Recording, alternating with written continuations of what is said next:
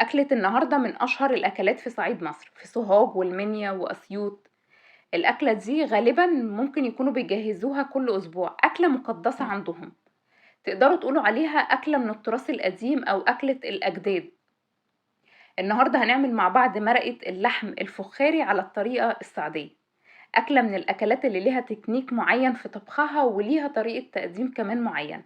هاقول لكم كل أسرار الطبخة دي في الفيديو بتاع النهاردة، بس قبل ما نبتدي اعملوا لي لايك، تابعوني على الفيسبوك وعلى اليوتيوب باسم منوعات بوسي، ويلا نبتدي وصفة النهاردة ونقول بسم الله. أول حاجة بقى هابتدي أجهزها وهي حتة اللحمة اللي هاجهز بيها المرقة. الطبخة دي أو الأكلة دي بتحب حتة اللحمة تكون ملبسة، يعني تكون فيها دهن كده بسيط، هي أصلا الأكلة دي دسمة. فأنا كنت بحاول بقى أقلل منها الدسم شوية، فابتديت أخد حتت الدهن الزيادة أوي اللي في اللحمة، وهقول لكم هنعمل بيها إيه دلوقتي. بعد كده ابتديت أقطع اللحمة قطع. تقطيع اللحمة بقى في الوصفة دي زي ما انتوا حابين، يعني لو حابينها قطع كبيرة كده، يعني حابينها كمان قطع صغيرة تكون حتة اللحمة على قد اللقمة دي هتبقى حلوة جدا. اي قطعية لحمة بقى انتوا حابينها، بس انا بقول لكم هي بتحب قطعية اللحمة اللي بتكون دسمة شوية، يعني احنا في العيد ولو حابين بقى في حتة لحمة دسمة شوية او فيها دهن اكتر، ممكن تخلوها للاكلة دي هتبقى حلوة جدا. قطعت بقى كل كمية اللحمة، وبعد كده هبتدي اخد قطع الدهن اللي انا شلتها او اللي طلعتها من اللحمة، هبتدي اقطعها كده قطع صغيرة، ودي هنقلي بيها البصل او هنحمر بيها البصل بتاع المرقة. بصوا بقى الاكلة دي بتحب البصل كتير جدا، يعني ما تستخسروش فيها البصل. كيلو لحمة هنضيف عليه كيلو بصل، 2 كيلو لحمة هنضيف عليه 2 كيلو بصل، او هنفرم عليه 2 كيلو بصل. انا كنت قطعت البصل هنا وهاخده بقى بعد كده على المفرمة. هفرم البصل فرم ناعم، يعني ما تخلوش البصلة بتاعتها فرمها تخين، لا هي مش كمونية، وهي كمان مش كباب حلة بنقطع فيها البصل جوانح، لا هي بتحب البصل مفروم فرم ناعم. فانا هاخده كده على الكبة وهبتدي افرمه فرم ناعم جدا. بصوا زي كده بالظبط. ممكن كمان نعمله بالمبشرة، يعني لو مفيش مفرمة ممكن كمان نعمله بالمبشرة هيدينا نفس النتيجة. بعد كده هاخد الدهن اللي انا قطعته دوت او قطع الدهون اللي انا قطعتها دي، وهاخدها في طاسة سخنة او في صينية سخنة او في حلة سخنة جدا على النار، وهبتدي بقى اهدي عليها النار خالص واسيبها لحد ما تسلي خالص وتنزل كل الدهون اللي فيها. انا هنا كنت بحاول اوفر بصراحة في الدهن بتاعها، يعني كنت عايزة يكون دسمتها منها فيها او دهنها منها فيها، مش عايزة اضيف سمنة من بره كتير ولا. هي اصلا بتتعمل بسمنة، ويا سلام بقى لو اتعملت بسمنة بلدي فبتخليها في حتة تانية خالص، الدسمة بتاعتها بتبقى عالية جدا. فانا حاولت اللي هو ايه تبقى دهونها منها فيها، فاهمين انتوا ازاي. هبتدي بقى اضيف عليهم شوية زيت طعام حلوين نضاف، اي نوع زيت طعام عندك انت حباه، المهم ان هو يكون فاتح ونضيف وملهوش اي ريحة. هبتدي انزل بقى بالبصل اللي انا كنت فرماه، وههدي النار، يعني هخليها في الوسط كده، مش هادية ومش عالية عشان البصلة ما تتحرقش مني. هنا بقى البصلة لازم تكون غامقة، مش متحمرة وغامقة، لا هي لونها هتحسوا ان هي لونها اغمق. هبتدي اقلب فيها، هي هتاخد وقت شوية على النار بس مش مشكلة. اول ما يبتدي لونها يغمق كده معايا، راس توم كبيرة حلوة او معلقة توم كبيرة مفرومة، وهبتدي اضيفها على البصل دي. انا بقى هنا كنت حاسة ان هي لا هي محتاجة شوية دهون شوية، فضفت لها مكعب زبدة صغير عشان بس البصلة تكمل تحميرها، والتومة كمان ما تتلسعش وما تتحرقش وتمرر مني. بصوا بقى معلش، هو الموضوع هياخد منكم وقت شوية في حتة تقليب البصل دي. مهم جدا ان النار تكون هادية عليها، يعني في الوسط كده، وما خليهاش تتلسع مني لحد بس ما توصل للون الحلو اللي انتوا شايفينه ده.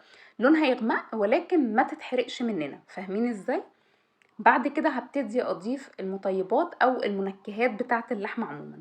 هضيف عود من القرفة وورق لوري، وكمان ضفت كام فص من الحبهان. ممكن بقى نضيف مستكة، وممكن كمان نضيف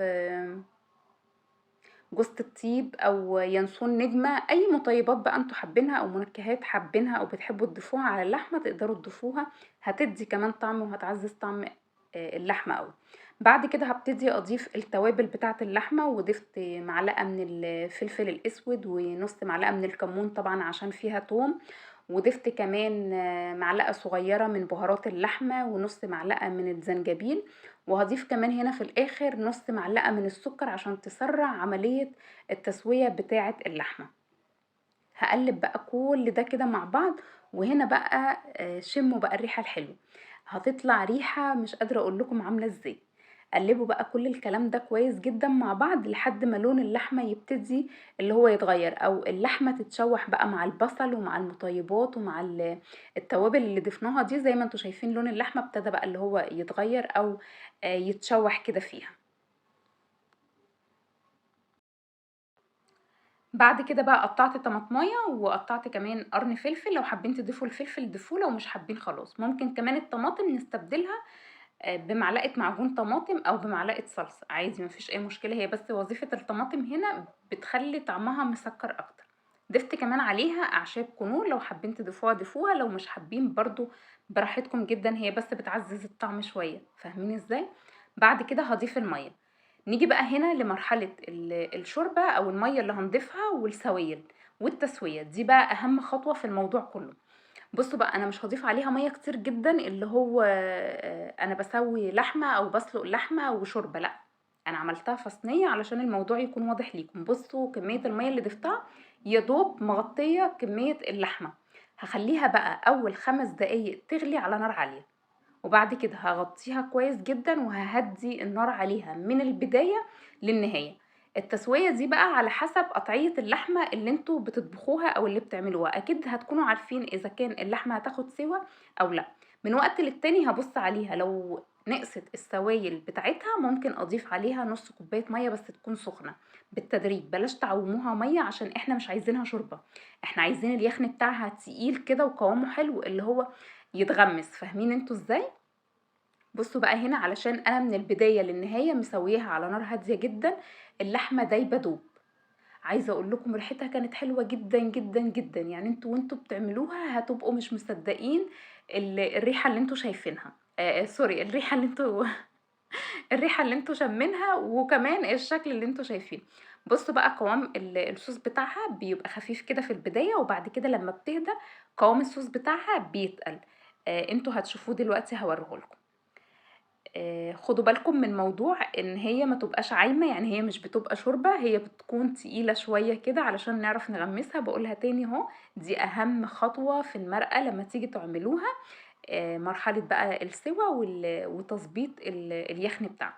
انا هطلع بقى اللحمة كده لفوق شوية علشان هدخلها الشواية تتلسع، يعني تاخد لون بس كده، اللحمة بقى تتحمر كده من فوق، والطبقة اللي فوق دي تاخد لون حلو كده، وطلعوها وبالهنا والشفا. بصوا بقى شكلها عامل ازاي، شكلها مغري وريحتها كانت جايبة اخر الشارع. مش هقول لكم ريحتها كانت قلب البيت، لا ريحتها كانت جايبة اخر الشارع. طعمها كمان حلو جدا جدا. انتوا بقى ممكن من البداية للنهاية تعملوها في صينية كده زي ما انا ما عملت قدامكم، وتدخلوها الشواية تاخد لون حلو وتقدموها وبالهنا والشفا.